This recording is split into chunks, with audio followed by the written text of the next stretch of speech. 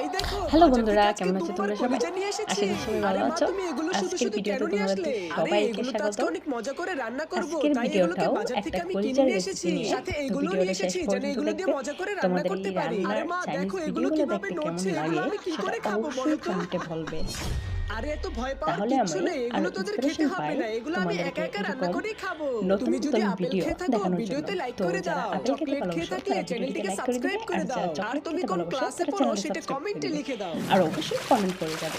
বন্ধুরা তো আজকে এই ভিডিওটা কলিজাগুলোকে ভালো শেষ করে পর্যন্ত পরিষ্কার দেখতে করে থাকো। রান্না করতে হবে। আজ এখন এই আমি এ কলিজাগুলোকে পর্যন্তই। পিস পিস আল্লাহ করে হাফেজ। কেটে তোমরা নিতে ভিডিওটা হবে। শেষ পর্যন্ত কলিজাগুলো দেখে কাটা যাবে হয়ে কিন্তু। গেলে বাজার থেকে যে ডাল পাতাগুলো কিনে নিয়ে এসেছি সেগুলোকে কুচি কুচি করে কাটতে হবে। তারপরে কলিজার উপরে এগুলো দিয়ে দিতে হবে। এখন একে একে সকল ধরনের মশলাগুলো আমি এই কলিজার উপরে দিয়ে দিব, যেন এই কলিজা ভুনাটা অনেক বেশি মজা হয়। তারপরে এই সকল মশলাগুলোর সাথে কলিজাগুলোকে ভালো করে একটু মেশাতে হবে। কিছুক্ষণ মেশালেই রেসিপিটা একদম তৈরি হয়ে যাবে।